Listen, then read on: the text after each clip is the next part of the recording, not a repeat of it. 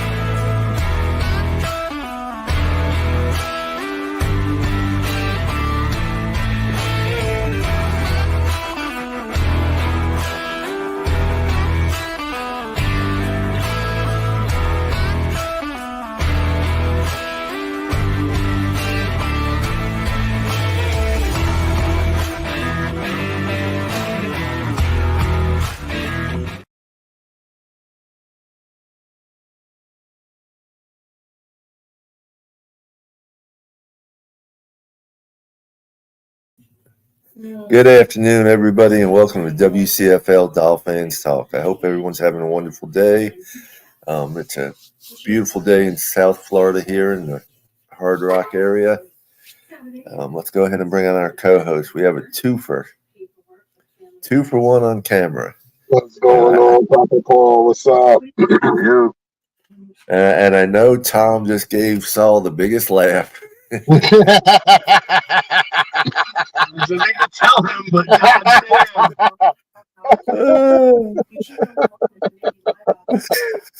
No, it was called. Dude, I was literally on a roll. And I was like, wait, what's happening?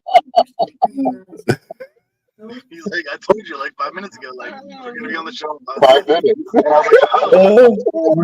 He's like, you're in the back room. And I'm like, oh, shit. I'll never be able to say that again like I said it. The information will come out. They're like, this kid's fucked up because they can't, like, I didn't understand. But it is what it is, and I'll ride with it, and I'll stand on all 10 with what I said, and I'll try my best to say it again because it was beautiful. Well, it was a good day. It was a good day at camp today. They came out and they had a whole group of players sort of open up the show for us today, you know, and not just one like yesterday. Tua came out and his first words were, "Show me the money." Absolutely. Absolutely. We're going to do a little exchange. Hold on. Yeah. Here we go. It was good. It was a good day today. I mean, there was seeing a lot of different things going on today compared to what I've seen in the past couple years. Coach Weaver is doing something great with that defense, and Bless you. I think I've told y'all before yesterday. Callis Campbell. I mean, we have a dog in the fight. He's the dog that we need for this group, and we're going to have a lot of dogs out there come on the defense this year. That's the key thing, and I mean, you get a chance to see it firsthand because you're at this day 2 of training camp, and that's been a question mark. That's been a question mark that I've had. That what is this defense going to look? It's the third defense of the Miami Dolphins under the tutelage of McDaniel, and this is the third defensive coordinator under his reign as coach. So, what is it going to look like? And I'm really excited about that, and I'm just overall happy that the Tua situation was not a situation. It was taken care of. Shout out to Russell Hotman, because shout out to my brother, because he was the very first person that said, and I quote, "They'll get it done within the first 2 weeks of training camp," and he was dead on. Well, today is really day 5 for the players themselves. It's only day 2 for us, but it's day 5 for the players. Nice. I think an amicable situation was going to come. David Metaletta, the agent, was the same with Love. As soon as Tua practiced 11 on 11, that day you kind of had a thought in the back of your head. this motherfucker wasn't going to practice and he's going to take a chance right now. And then the first play is a 70-yard touchdown to Reek with like 50 to 60 air yards. It was just something beautiful to see. The way, especially the D dominated the first 2 days. The offense was stale. And he did the same thing today. He had, another 70-yard TD with 50 to 60 air yards. Beautiful. I mean, no one. Tyreek didn't have to slow down at all. There was no one really laid a hand. Excuse me, on Tyreek. I know there was a missed ball by Jody Fortson, and I don't remember who was quarterback at the time, but he should have caught it. It was there and stuff, but then he did turn around and catch another good ball. Was wide open and got a good catch there. You mentioned TD, his analysis too earlier. I would say, like I didn't watch or listen to him. And then after, I was watching his during, like where he was like pass to this person, this pass, this drive, this drive. Skyler looked good so far. Mike hasn't even been out there to practice, so I'll take that as a grain of salt, but it is what it is. But it's good to see the chemistry. Everyone's kind of salty about the Tua contract. Some are happy, some are not. I don't really understand it. We were talking about it plenty of times. We don't understand it. It is what it is. You know what I mean? Yeah. And I don't think all the players on the team are all happy for him. Right. It's the fans that are being stupid. It's the fans that are being stupid and are being salty about him getting the bag that he got. They should be happy for him. He's our quarterback. Well, what it is as far as this, and I will say this, and I mean, I've seen this all through the Facebook world and on different apps.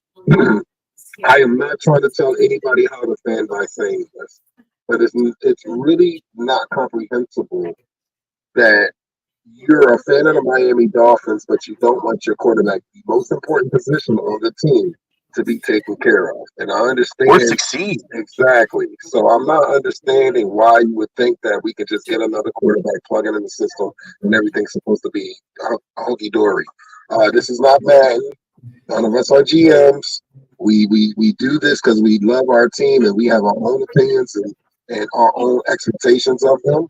And at the end of the day, they're going to do what's smart and right for the organization first and foremost, and then protect the player as well. So with that being said, I'm happy that Tua did get the bag, so this was not going to be a distraction going on through training camp. And now we can really sit there and think about Miami Dolphins football and concentrate on Miami Dolphins football and not worry about any of that mess. Real quick, Kevin Dorsey, thank you for joining us. I did not really see anything out of Eazy-E in camp so far. I haven't been able to catch all the players, numbers and stuff. I'm still learning some of them. I forget which number Eazy-E is right off the top of my head. I think he's wearing 18. Is he? Yeah, and I did not see anything really. It's like yesterday Tyreek was there, but he didn't practice. Yeah, there was some report it was like 15 minutes late to day one too. Like it was when the trainer or whatever. But today he was there and he practiced and he caught that bomb. Johnny O, what's up, brother? What's up, Johnny O? He still has no voice. Get well, brother. We'll be waiting for you. Don't worry about it. Better get some lemon. I need your voice in September through February, my friend. Right. What's up, Crazy Dolphin? I'm good at losing my voice every weekend too. Ladies and gentlemen, just let you know that I'm still a Dolphin through and through, but we are actually doing this podcast from a parking lot of Citizen Bank Park, where I'm going to show you guys the stadium. Hold on. See if I can do a switch. I don't know if I can or not. Hold on, here we go. We're sitting there right here, Citizen Bank Park, where the Yankees will be playing the Phillies tonight, right here in my hometown. So that's why I got my Phillies gear on tonight. So, so we were talking a couple different times where the whole thing with Tua is weird to think at this point. I understand the concern, I understand the hesitation, but there's so many ways in and out, and everyone's a dog on the guaranteed money. But the real facts are that his contract is still the same. He made $167 million. Yes, there's incentives. There's language, and there's things that you think that you'd want and hope, and it's protection. If you look at the cap, if you look at for the cap, whatever, and you listen to TD and you listen to all the other people, the numbers are there. There's ways out after year 3. They're basically taking this 5th year 23.7, adjusting the salary to make it less in the cap to give us more space to make moves and flexibility. So we need to do at this point. We're what, we gained like an extra 14 million from that. Plus we already had almost like 15 to 18. So we're like 30 plus million in the extra right now. Well, see, that's where I've heard several different things and read several different things. I've heard right now we're only at 9 million. Tua's contract didn't do anything for us this year. The money that we saved from him this year is actually going towards next year. They said, well, that applies both ways. Yeah, but then I read like today that our current salary cap, and this was like 2 days ago, and then today I read our current salary cap is at 20.1 million or something like that. So I have no idea what is what. We got to think. So we had around 18.3 minimum from Xavier Howard coming June 1st. Yeah. We probably had a little bit of scraplings, maybe 3, 4, 5, whatever million before that. What you're saying is Tua is only 9.5 against the cap this year. They're taking the $23.7 million 5th year option. They're saying, here you go, Tua. Here's $9 million against the cap. We're going to give you $43 million in a signing bonus right now, as well as over the next 3 to 5 years, the money, guaranteed money for the first 3 years. You're guaranteed $99 million guaranteed over the next 3 years. Plus, you have incentives. You have a playoff victory bonus. You have a games played bonus. You had some other type of statistical bonus, and you have a Super Bowl bonus. All of those things are extra millions. He's got $9 million in the incentives for this contract. So everyone's like, oh, well, he kind of got screwed from the people that are seeing it from that standpoint. I think it's a good opportunity for both sides. It's a risk either way, as well as think about this. Your Lamar Jackson contract last year, your Patrick Mahomes contract with the amendment, your Joe Burrow. All these guys that got 5-year contracts a year, 2, 3 years ago are now going to be in the market in 2 years. No contract of 5 years ever makes it to the life of a contract. Look at Tyreek. Here we are going into year 3. He's looking for the bag. Once CeeDee Lamb gets paid, once Jamar Chase gets paid, and the market is now new established, that's what he's talking about, establishment, like how he's at 30, he was at the top. Then you had A.J. Brown get an extension. He's now there. You had Devontae Smith get his. Now he's in the A level. So Waddle leapfrogged him. And then Jetta's arguably the best receiver in the league, now gets 35. So the market's at 35. So once Chase, Higgins, maybe Pittman from Indy just got a big deal. It was like 28 last year because 30 was the ceiling. Now their market's getting reset. You have to think the NFL has gotten $45 million in a boost on the salary cap this year alone. It's only going to get more. You see what they're trying to get. They're getting at. They're definitely getting at 18-game season. They're getting at the Burrow proposal. I'll give him the flowers because, I mean, it's been a lot of people's proposal, but you have 18 weeks of games. 18 games, sorry, so like 19, 20 weeks, because at this point, you get 2 buys, and you put the all-star game, quote-unquote, Pro Bowl, in the center of the season, so you can sell the biggest bag, having now your faces of the league now playing these games. Can you imagine Patrick Mahomes, Travis Kelce with the Swift effect, and all of your best players? Because think about it, all these guys are going to be in the playoffs or the Super Bowl, so you're losing your quote-unquote best product, even though you have stars across league. Right. You're missing your bag that's getting the bag. You know what I mean? Yeah. Make it something worth it. They're not going to get hurt per se because they're playing two-hand touch anyway. Regardless if it's the end of the season, the middle of the season, the first week, the Pro Bowl is never going to be a thing where I'm going to fucking go as hard as I possibly can and tackle you and risk an injury when we're all making this much money. Well, it won't be the same as Sean Teller creaming creaming. Oh God, I'll never forget. He destroyed the punter. The Bills punter. Like, we'll never see that again. And I think the reason why they were like, dude, this is supposed to be like kind of a scrimmage. Like you had laying lumber. You had Troy Polamalu. Right. Real quick, Paris Love, Mr. Polk. Paris, I just sent you the link through the email. Mr. Polk, the link is up there if you want to join us. Twice. I'm so salty about that. I'm so upset at myself for that, dude. It's all good. It was hilarious. I like how Paul picked immediately too. Shit. So I said, "Yo, we're gonna tell him. He's gonna know." Yeah, I was like, "We can tell him. We can tell him." But like, let's try to get through this first. I gotta recenter my thoughts. Well, Paris made it to the training camp today. I left, early this morning, and he calls me up. I'm 20 minutes down the road. You make me jealous. I'm coming. He decided he was going to camp today. Going for 3-peat. Why not? You better drink some water, my friend. Take care of yourself. But yes, let's go. He said he's good. Now he's saying I'll definitely be there tomorrow as well. Let's go. Yeah, man, definitely. So it was really to me it was hot today, but it still wasn't as hot as it was last year. Yeah, everything. I was being like, I'm trying to respect the car for something out there, but like, last year was a lot hotter to me up there. So. Can you still hear us? Yeah. Very good. Just making sure we're the air conditioning. I hear you. I hear the air going too, but it's not that bad. Prominent for louder. We'll sit there and turn it down if the car pulls off. Oh, you want hot? Just come down here to Florida.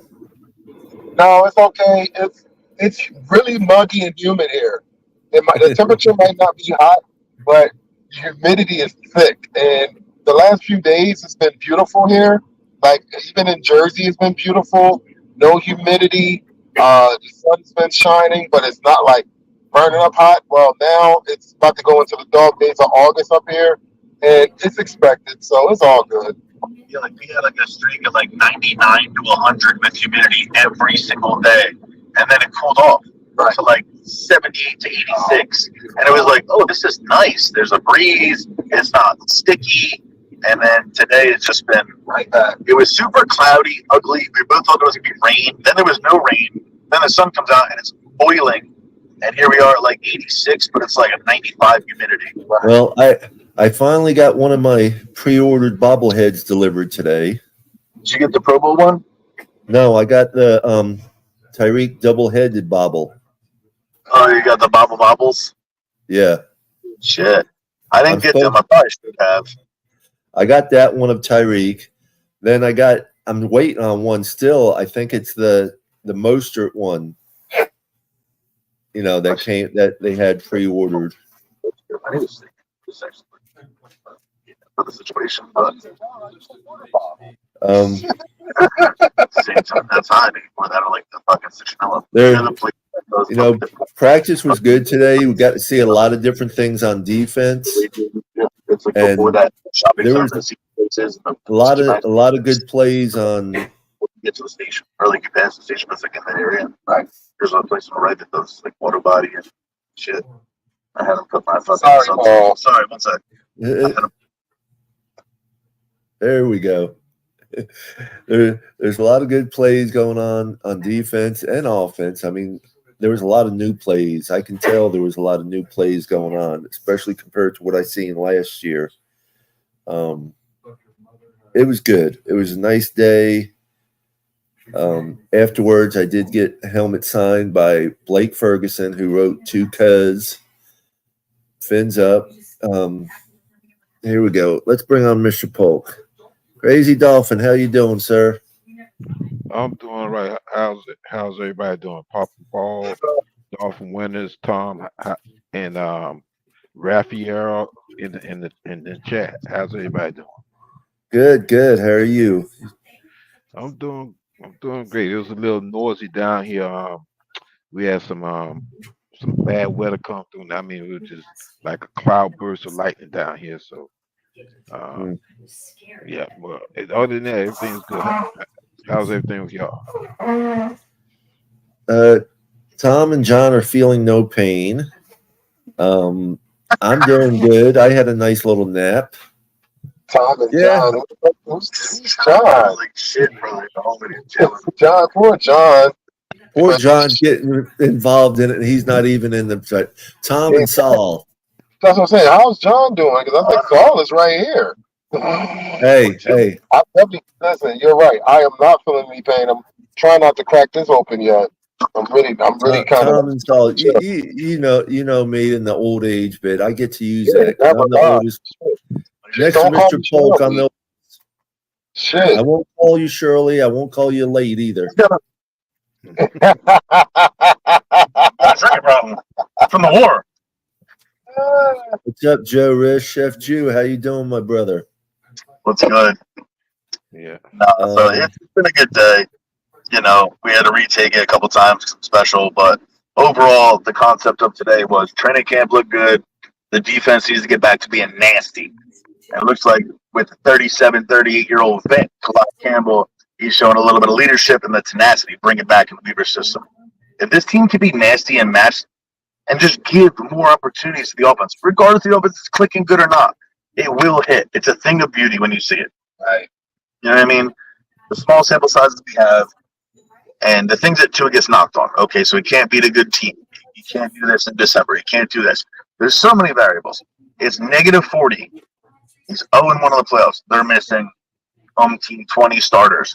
Things happen. You can't say right now, oh, he's 0-1 of the playoffs. He's the worst playoff quarterback ever. Look at all these other guys that got money. What it comes down to is people are frustrated, and I understand the frustration of the fan base. I do.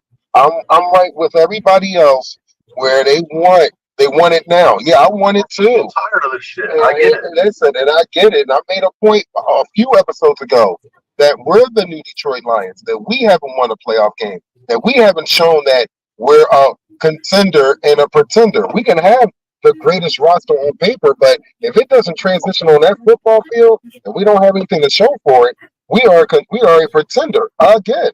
So until we sit there and show the league that we are actually about it, and we actually are one of those teams to be reckoned with, not just in September, not just in October, where we're 8-2 again. It's about when we play in November and in December when we have our destiny in our own hands and we go grab it and go take it. That's what it's about. So until we can actually show that we're that, we are a regular team. I know what the personnel we have on our team, but we have to show and ourselves as a franchise and as those players in the locker rooms, they got to understand with the talent that we have now, the door is slightly this much open. It is not open for a long time. Yeah. I think that's one thing that all Dolphins fans can agree on is that that's what we want. We're putting 25 years of just misery on one kid. Yes, he's got his flaws. Yes, this system has its flaws. We all see the flaws. This shit happens sometimes. When you got rotating doors at multiple positions, it happens. But those are excuses. I get it. And we're tired of excuses. We want a winner. Fucking open the checkbook. Get us the people. Let's do it. Whether it's him, whether it's not, whatever. Fiscally, this contract is responsible in both fronts. Where if you don't think that, he is what you think he is, or if he's not as good as you hope that he could be, then you have outs. But right now, if you look at it, as many people, this is the thing I always say to people. Okay, fine. Who's next? What are you doing? What's your options right now to walk in day one with the team we have, with no knowledge of the offense, the terminology, the chemistry, everything that this team is built upon? Daniel to a marriage. It worked great. He's a perfect guy. Waddle's even better. He brings motion. There's familiarity. He brings his elevator for wisdom. He's learning as he goes. The team is doing the same thing. They just went. This is his third DC. We mentioned that, right? So it's also, even Waddle said it great. This stage is two of them back. The two of them will be back. Hip isn't an issue. The head might not be an issue. The arm isn't an issue. The durability is questionable, but isn't an issue. Now you're sitting here saying, every year you've asked something of this kid every year. You've asked him, he can't throw the deep ball, he's got a fucking noodle on it. But he's throwing 60-yard passes. Like, I don't give a shit if it's behind or to it. Tyreek is out running that ball regardless. You're going to have opportunities in times where it's perfect. He's under, he's too deep. It's all about the chemistry motion that game. It's just look at the facts. Who are you going to bring in right now? It's not going to waste a roster. If Tyreek doesn't get an extension, you have him for 2 more years. Essentially, he's probably going to be holding out doing other shit too. But he deserves it. Well, I know. Know this one, know that one, know this one. I'm sorry. So just think of the alternative. What is the alternative? It's you do if you don't, you did if you don't. Arch Manning maybe in 2 years, Carson Beck in 2 years, Ugalaga, whatever. You might get lucky. That might be better. They might not be better. You want to be stuck in mediocre hell like we have been for the last 25? You're paying 25 on one kid in one system with one issue. Let's fucking go. Well, I know today I got to see them practice the kickoff some, and that was interesting. But it was, it's practicing the kickoff. It's not. I mean, it was interesting. Where they actually practiced it on the far field today from where I was sitting this morning, so I couldn't really see a whole lot going on. First time. Well, I look at it like this because the front office made their decision. Okay, so with this front office making their decision, we got to go along with it. Also, too, this is a new season, and what have you. We don't know what's going to happen. So if we are Dolphins fans, then we have to get behind our team and support them, okay, and see where it goes. So all this stuff about I just don't understand why so much going toward negative, going towards two. The man, I mean, he's a NFL quarterback like any other NFL quarterback. Right, Mr. Pogue, at this point, whether they like it or not, he's here. Right, that's what I'm saying. He's here. So do you want to wish for the pilots to crash us in the middle of the Atlantic? Or do you want to make it from the Northeast to South Florida so we can party with motherfucking friends? Hey, let's get behind them. What's the point? What's the point of rooting for the pilot to fail? If it's your team, go with your team. Dissect it. Critique them. The best thing that happened, think about it. He came on the podium and said it. I would trade every stat in the world for this. He wants it. He wants to get better. He wants this team to be better. Well, what I want to ask everybody out there watching, listening, to keep an eye out through social media everywhere to look out for these shirts. That's the front. That's the back. They got out to. If you follow a specific player that's your favorite player, you got their Snapchat, your Instagram, or some other sort of X, maybe whatever. Just look to see if they're there because it'd be pretty cool to see them have it in their locker room, like in the clubhouse. Like, oh, these guys gave us a T-shirt. Look at all of our fans and get something to get behind as much as they're behind themselves. Mm-hmm. And then, yep. And then also too, like I said, he's our quarterback. Let's go with him. I don't see nobody out there that's gonna come in and do anything. So we got to go with who we have, and he's not. And we don't know what tool we're gonna get. So you got to get behind him. Whether we can get a good tool or we can get a bad tool. But either way, his contract is set up in a way. If he doesn't do well, we can move off from him. If he does well, then we go with him. So the thing is this: let's not just look at these training camp things and start being negative. Let's go with a positive attitude and say, okay, the season getting ready to start. I'm excited about it. I can't wait till a football starts because I'm gonna tell you the truth. My biggest thing I want to see is what's going to happen with our tight ends. I know I keep saying it, but I'm excited about our tight end room. So also, and one more thing, Tua is not the whole offense. So please understand that some of the games that we did not do well in wasn't just Tua. It wasn't just on Tua. It was the whole offense and also some coaches. So all that has to come into play for us to have a good season. All those things, the defense, offense, special team, all of them have to come into play for us to have a good season, period. Yes, I agree. And for those of you who want to see a good play from yesterday's camp, you need to go on Twitter to follow Fins Extra, and you'll see Jalen Waddle versus Jalen Ramsey, and apparently, which it's true, Waddle burns Ramsey on that. Wasn't it a play today that Ramsey got a pick also today? Yes, there was.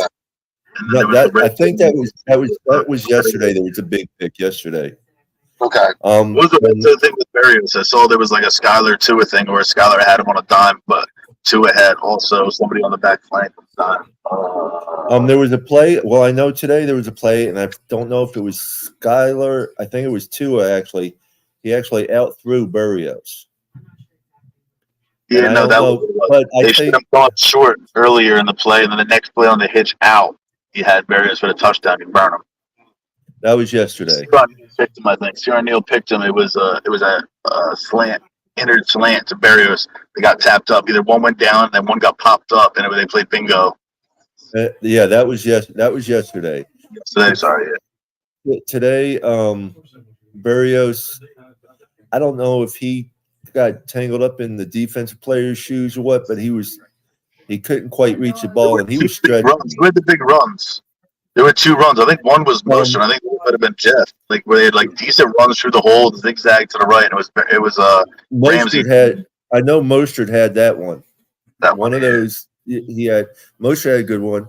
Jalen Wright, I don't know if he was just dehydrated or what. He did go to the tent for a little bit today, but he came back out. That heat, bro. So he could it's hot down there. He could have been cramping up or something for all we know. It makes sense. Now's the time. Cramp now, bro. 100 degrees on that field. Yeah. Oh yeah. It most definitely is. It was just nice. It's just nice being there. It's nice seeing the Finn family. It's nice being out there. But real quick, we're going to take a short commercial break. What's up, y'all? This is Chef Jew. Looking for a great chef for your next catering party, private party, office party, etc. with welcome watering meals and desserts? Let Chef Jew Catering and Sweet Treats take care of it for you at an affordable price. Call me at 786-804-8096. Also, reach me at chefjewcatering@gmail.com. Direct message on Facebook and Instagram at Chef Juice Catering. Chef Juice Catering and Sweet Treats. Food with a passion. We do it all. Chef Juice, South Florida, Dade, Miami-Dade area, Palm Beach area. Look him up. He's good to go. Paul Parrott says send him a link. I sent it to him in his email. Oh, okay. So I don't know if he's just not looking or what. I didn't put a subject matter in it. Ramsey got a pick today too, Ennis Campbell saying. Nice. Yeah, like I said, David Long coming off PUP was huge. David Long and Jordan Brooks together on the field is an absolute friggin' problem. Especially how we're going to be until we get the full Phillips and full Chubb back, regardless if they're back or not. Until we get the full them back, you're going to have a lot of Agba mix in. Tyndall, maybe you could show up and do something. Duke Riley, if you're not earning your keep, you can go as well. Like, make contact, be nasty, seek out the physicality. Just like Ingle, when he's the lead fullback, he loves seeking out contact. Even if there's a breakdown, the right guard, right tackle, left tackle, center, whatever, and there's someone leaking, he is fucking his man up at the point of attack because he likes it. And I'm excited to see what Chop brings to the team, and that's definitely going to be a key factor of our defense as well. You're putting a young kid in a position where he's going to get right from the door a good 20 snaps right out the gate. He's not going to be somebody that's going to be sitting on the bench. We drafted him. Well, yesterday in training camp, Chop definitely would have had a sack yesterday if it was full going on. Chop's body build is perfect to Micah Parsons. I think Mike is a lot faster, but I do think that Chop has the upper body strength to become what we need him to become. He doesn't have to be someone he's not. Don't be Micah because you got the comparisons to him at the same school. Just be Chop Robinson. Get pressures, use your hands. He has a little bit issue with the length, but if you have shorter arms, you can pull and drag and rip and get through it. You use your speed, your lower half. If his lower half can match his top half, the kid's got pressure problems written all over him. And that kid's supposed to be a fill-in for Jalen Phillips, which we all know what he can do. Bradley Chubb, we know what he can do. We get these guys back, even if we get them one at a time back. If Chop can give us, say, 6 sacks, if Odell can give us, say, 500 yards and 6 touchdowns, if we can get something out of the tight end position this year, if Mike McDaniel says, let's run the fucking ball and continue to run the fucking ball. I know Tua gets over 450, but fuck it. I'm good with 200, but I'm also good with 256 yards rushing. I'm also good with a 73-yard snap ball bubble screen that goes to the fucking house. And I know Dolphins fans don't want to hear bubble screen because we're so tired of fucking bubble screen. In the end zone versus the Raiders, the dumbest shit I've ever seen. But it would work end around, and that's where Easy could come in. That's what we saw from Easy in the preseason last year. That's what we also saw from the receiver from Ole Miss. I can't think of his fucking name. He was very cool. I got to look at him. He had that 70-yard bomb for a touchdown. He was teammates with the guy from the Vikings just under the G from Ole Miss. Homemade. You know what I'm talking about, though, right? He was drafted like in the top 2 picks of the Vikings. He was old. He was pretty good. I just don't know his name right now. Oh, God. You're going to look it up. It's going to bother me. Oh, my God. Like top 12. Not even Jalen Rager status for the Eagles. Eagles last year. I'm so sorry. But, like, it was one of those type of picks that went around the same time went before Justin Jefferson. And again, I say if we get down in the third and short positions or in the red zone, utilize Chris Brooks. Put Chris Brooks and Eagle back there and utilize them guys in the red zone and short third and short plays. Well, right now, it's not. We can say that. We want to say that. We really still got to see who's going to make the team because there's going to be a lot of players. Yeah. Who's, And Shannon, this last year, he definitely has to do something this season here. If he makes a team, I don't know if he does. I don't know if he's going to make the team. Tight ends, run double wide sets, run double tight end, double running back, even if one's out the flank, and you have your fullback. You have like a wing with a trips double formation, but it's all speedsters. And you literally have no idea what's coming to you. Sometimes it might get it. It might be a reverse in the backfield. It might be a fucking end around this way, end around that way, a bubble, a fucking fumble rooski. You could do so many different things. But if we could do jumbo packages, kind of like how Detroit did it, they added both tight ends. They had Laporta, and they had their blocking tight end. So you have a threat there with Laporta. They added an extra tackle to make a jumbo set and had 2 backs and one lined up in the slot. So you imagine doing these formations with, say, Devon Achane and Jalen Wright. Hello, Yoli Cruz. What? I was saying hello to Yoli Cruz. Oh, hello. I'm sorry. Think about it. If you have the double tight end set and a jumbo, you basically have 8 linemen. It's a swinging gate in any direction. But you could also fake the run with those 8 linemen. Everyone stops and goes into pass defense, and you drop one over their heads because they're fucking confused. Like, there's options. Mike can get cute with it if he wants to. Don't do that shit on 3rd and 1. On 2nd and 2. Pound the fucking football. And I could see things like that going on. I mean, there was some, like I said, some different offensive plays today that I haven't seen before. Ken Dorsey is saying that Chris Brooks is going to be there. He doubles as a fullback. Well, I know last week there was 1 or 2 days that Chris Brooks did not have a good day at all. So, and of course, that is one talking head's description of how he went and everything. It's hard to say. If we can hold on to him. If Jeff Wilson can do anything, that's your short down back. He's the biggest body back there. You got Wright and Achane, your fucking speedsters elites. I think that Wright can catch the ball better than any of the 4-backs we have. He's a better receiving back out of the outfield to be let's think of earlier day backs like Reggie Bush in the backfield or Joe Mixon, Cedric Benson, like a little dump off to somebody running, like a little Aaron Jones, little HP slip screen, little Madden, you know what I mean? Like some type of play like that where you can get these guys in space, use their speed and agility and their shiftiness. Even if you're chunking it, 12, 17, 19, what's wrong with that? Yeah, I'm good with more than 4 yards of play. If they get 4 yards of play, it's a first down every time they're moving downfield. Doesn't matter how you get down there. You got weapons to do whatever you want to do. Yeah. Not wrong. There's takeaways. What's that, Mr. Polk? Mr. Polk? We moving forward instead of being knocked back. Move forward. Just like you said, if we get chunks, chunks, move forward.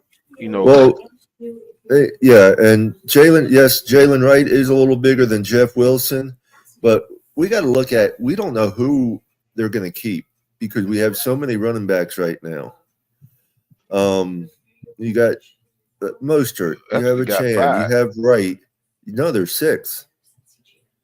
Mostert, Chan, Wright, Wilson, Ahmed, Oh, and and Brooks. Yeah, that's Brooks. Yes, Ahmed is still a part of this team. yes. And I've been trying to learn different players' numbers, and it's crazy to think, looking out there, we all seen the rookie picture that where Patrick Paul's towering over everybody else. But when he's up there with the offensive line, he's 6'7". Well, Zach Sealer's 6'6". So you look at some of those guys. I know Sealer's defensive, and Zach Sealer did have the orange jersey today. I seen that. That's huge. Yeah. Good work. Zach Sealer's 6'6", Patrick Paul is 6'7". So when they're out in the field, he's looking just like everybody else. I did notice today at the end of the workout and everything, I guess Lester Cotton's having a little bit of problem with some of the plays or something, learning it or something, because he had this paperwork when he was walking off, and he went over to the other field by himself, and he was looking at the paperwork, doing some play moves, So, I mean, I don't know if he's having a little problem memorizing something or what, but at least it's nice seeing them still working on it, even though practice is over with for lunch and all that. I got a question for you, Paul. There's reports going around on the internet. I don't know if it's clickbait or not. What's going on with Cam Smith? Because they're saying that Cam Smith got injured. Yes. Or is that just fake news? No, I heard that yesterday from some people too, that he did get a little injured yesterday. How serious, we don't know yet. Okay. So I can't really say. Okay. And any news on how the tight ends look in training camp? Well, like Jody Fortson. Today I seen him in 2 big plays. One he missed, which he should have caught. But he turned around and caught the next one or 2 plays later. He caught the one that he needed to catch. Mm-hmm. So, and it happens. It happens to everybody. It's just, it cannot be one of those games where you have to make that catch. You drop it like Tyreek did a couple times in one game last year. Yeah. So got to step up in the crucial moments. Got to step up.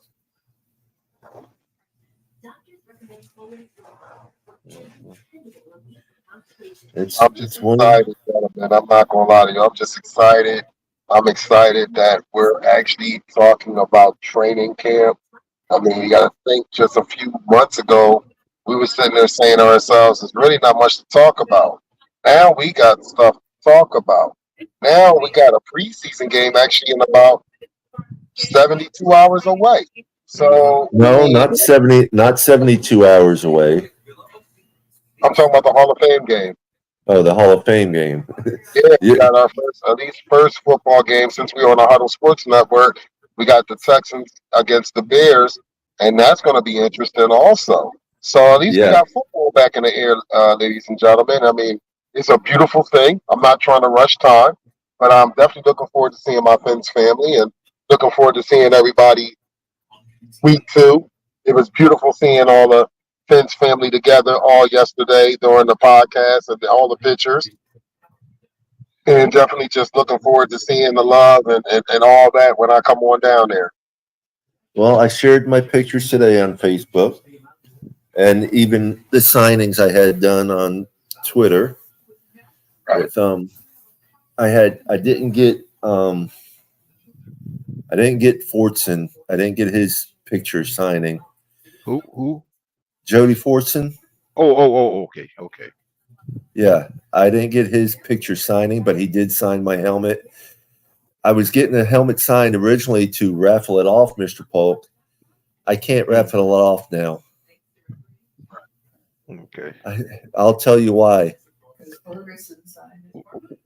Blake Ferguson is, we share the same last name. Oh, okay, well, that's right. But that's not the whole reason. See, I've actually chatted with his father, and me and Blake have teased each other about actually being long distance cousins, Okay. down the road. He actually signed it. He goes, "To cuz," fins up, and signed his name. So now, of course, I can't, raffle that one off. I got to keep it. No, you definitely got to keep that. If he signed it, as though you he addressed it to me as to cousin. No, you got to keep that, Papa Paul. You got to keep that. Oh, I will. I'm going behind my way to your league. See that shit? Huh? It's just dark plumes, bro. Oh, they're just talking away. Oh, okay. But because we're chilling. Yeah, Read me in. I had to go take a fucking mile and a half walk to go to the bathroom because I was dying. Read me in. What happened? Oh, I was just telling Mr. Polk why I can't raffle off that helmet. Oh yeah, I mean, dude, we'll get something else for you to get done.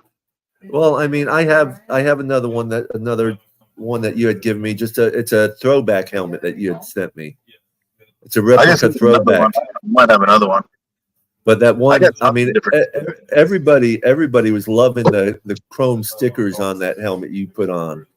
I felt better than I walked out. Yeah, but I'll take that. I'll take another one in tomorrow and get it signed by other players. I didn't see Tyreek did not sign yesterday or today. Tua signed today some. That's good. But I'm just glad. Like, can you imagine the last time we had a quarterback with a child running around up there? Just that grateful feeling, like, and said all the right things. Again, yes, I would trade it all for this. It's all we as fans want. Like, expectations, of course, you want them in the Super Bowl. We've been waiting fucking forever. But small steps. We have a roster. We built some cohesion. We built an asymmetrical workplace. We built a workplace that didn't want to come. It might be a standard for something that can be set across the league to look at even just a little bit of what Miami does and like, oh, well, that works out well. And there's a lot of players that want to come to Miami because it's very attractive. It's just attractive. The thing about it is, how it's just being attractive, it's time to have a winning culture in Miami. And that's what we need. One thing I can say in comparison here in Philadelphia, even though that we're not rivals of any sort, we only face them every 4 years. I've watched this team go from people wanting to sit there and literally choke the GM to the GM is one of the best GMs, probably the best GM right now in the NFL, hands down. Like, they were literally going to chase Howie Roseman out of this town. He's a fucking monster piece of shit. And then he spends the money and gets all types of guys. AJ Brown. Yeah. Like, they've gone from the worst offensive line in the NFL to having the best offensive line for probably 12 to 15 consecutive seasons. He's swinging on Alshon Jeffrey as absolute peak. He was tired of stuff with fucking Jay Cutler. They didn't want to pay him. They bring him here. He almost does a TO and plays on an ankle, a broken ankle injury. Leads them to the Super Bowl chip. They get their chip with Big Dick Nick. Philly's all good. Now we got the next coming of Philly. The Jalen Hurtses, the AJ Browns. But the difference is now is their coach is on the hot seat. I've talked to numerous. Oh shit. Yeah,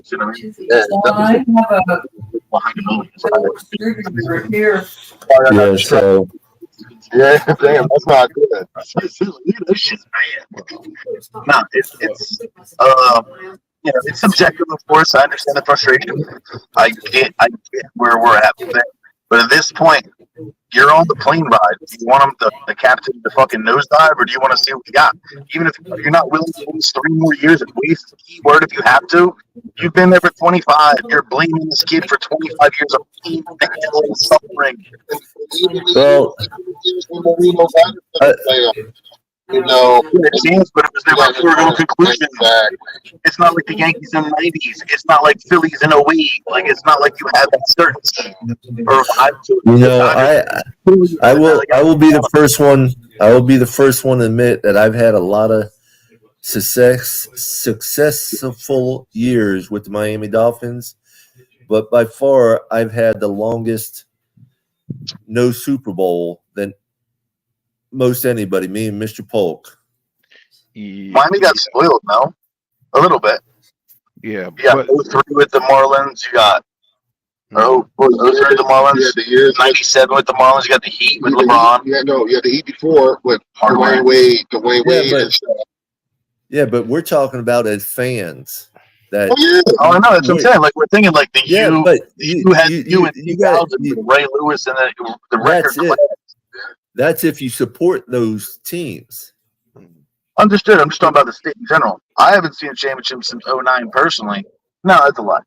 2016 Duke. And see, with me, I mean, I've seen Tampa. I mean, yeah, if you want to look at it that way, where you live and stuff, I have Tampa. Oh no, that's where I was before. Sorry, my bad. Yeah, that's where I was before. Like that, like the city of Florida has been kind of teased a little bit. So that's why there's a lot more envy for the true football fans. That it's like, dude, we were something special in the '70s. The stupid WFL stealing Larry, Mercury, and Kick away. Who knows what would happen in '74? I think 70, as much as '72 is recognized as the best team ever, quote unquote. I honestly and wholesomely believe, and I've told this to 19 of the 53 members, whatever on the team, that I believe that the 1973 team was a better team all around than the 72 team because of what they had in depth. And that's what Miami might have this year. They're trying to build depth. The thing we all look at, like, we had 20 injuries. We know injuries are going to happen. Miami just gets decimated by the most injuries ever, and it becomes the most cockamamie thing where you're like, of course this is what happened as a Dolphins fan. Of course. Here we go. Here to the December collapse. He's going to shit his pants. He's going to do this. This one's not going to play. It happens. But, you know what I mean? Like, wholesomely, I feel like that's what they're trying to do. Get nasty on defense. Re-sign your studs on offense. See how you fit. You guys come back from injury to re-sign your young guns and Phillips. You put him on the 5th year for a reason. You know he's got talent. Let's see what he can come back to. Chubb's getting paid. Chubb, this is your year. Everyone called for last year. He showed the fuck up. It worked. Mm-hmm. He had like he almost had double-digit sacks before he tore his fucking knee. Right. Yeah. And he tore that knee because of a slight mistake with Coach McDaniels. You know, Thanksgiving we talked about with them too. But the thing is this. It is my thing. The thing that keeps me going is that even though I love my Miami Dolphins, I love football, period. So I love the NFL. I love college football. So all that's coming, forward. So it's going to be. That's why I said it's going to be exciting for me. And then during the off season, you have the UFL and what have you. You have Canadian football, arena football. So with me, I love football, period. So that's why, much as I love my Miami Dolphins, if we not having a good season, I'm okay because, like I said, I'm going to stick with my Miami Dolphins because I've done it through ever since I was a child, and I'm not going to jump ship regardless. You and me both, Mr. At this point, we're dug the fuck in. That's why I don't understand the misconceptions and just the nonsense. I won't even call it hate because they hate when you say it's hate. I don't understand the confusion at this point. He's your quarterback for at least the next 3 years, probably 4. You can get out after 3, and that's why the deal works. You have $43 million up front. You have 99 in guarantees. You have a 3-year, $30-some million deal. His cap hits are 47, 56, and 51. But after that, it's not. There's no more money on the books guaranteed per se. So it works. He can cash in on the secondary market with all these guys, the Burrows, the Herberts, the Lawrences. CJ Stroud's going to be doing that window. You're going to have guys looking for either their first big money deal or their second big money deal, and he can cash in. He's 26 years old. So at year 29 or 30, he can cash in one more time in the pool. The pool might be $75 million a year because that's the way we're trending. 5 more minutes, folks. Right. Sorry. It's okay. No, don't be sorry. You're on a roll. Yeah, that's for real. A roll for an hour and 20 minutes. I missed about 15 minutes of my roll, so I'm trying to recollect what the fuck I said. Hey, Hey Tom, you doing all right? You got your can of Arizona tea there, so you doing Oh, we got good. many cans of It's Arizona. it's not the Arizona tea that you think it is. It's a spiked Arizona iced tea. Okay, I take. I'm I haven't seen that. I'm gonna. On the corner Very for good. 99 cents, I'm gonna get an Arizona tea to like replenish my like dehydration. This ain't it. These are the best. I have not seen those. I have not Me seen neither. them down here anywhere. I need to find them. All right, so let's see. This is like we could do nationwide ideology here. When you go into bodega and you get Arizona iced tea, what are your first three options of Arizona iced tea that you would purchase? Arnold Palmer, Okay. the raspberry Okay. green tea one, or just the regular lemon. So you would enjoy this because they give you 6 lemons. They give you 3 of the green tea. The green tea is my go-to. Mr. Boat, I'll say, Mr. Boat, give me your top 3. I'm sorry, I didn't mean to do that. Oh no, no, you guys good. I'm just sitting here I know, kind but of like, laughing. think about it. Like when you go into the store and there's 1,000,001 Arizona iced tea flavors, what are your top 3 flavors you're grabbing? Lemon. If they have peach or raspberry, I'd be grabbing them. Right? So peach, raspberry, lemon. So yeah. What's your 3? The green tea, probably the lemon, and I probably would do a peach. That's perfect. So you like this mix. My top 3 for Arizona would be the peach iced tea, the green tea, and then my third would either be one of 2, depending on how varietal your area of the woods would be. I like the blueberry white tea, or I like the black and white tea with the yin yang sign on it. So those are my 3. And this batch What's you up, get a lemon, MCJB? a peach, and a green tea, and they're all 6%ers. So they're beautiful. So yeah, the lemon and the green tea is no problem for me. The peach, I'm not. I love peaches, but I'm not big on peach tea and stuff. We would crush a 12 in 10 minutes then, because you could have half the lemons and I'll drink the rest. There's other ones in my goodies. Well, then, if we can find them down here, Tom, when you're down, I'll buy a couple 12 packs. They're nice, dude. The mixes are beautiful. I saw pounders today with different flavors I've never seen. When you go to a different city, you go to these things. They had a pounder, the watermelon one, and the mango one. Mango mucho madness, mango, whatever the fuck it's called. They had them in powders. I was like, oh, okay. Oh, we okay. had them We gotta do a quick out. final summations. We got 2 minutes. Paul, lead the way. Everyone, y'all have a wonderful, grateful night. Thank you, everyone on Facebook, Twitter, YouTube, Instagram, Huddle Sports Network for joining us. Peace, love, and fins up, everybody. Y'all have a good one. Fins up. Over 6.5 strikeouts. Yankees to the win. Bryce Harper. This is a Huddle Sports Network broadcast. You can find us on Roku TV, Amazon Fire TV, Facebook, and of course YouTube. Get all your NFL news here first.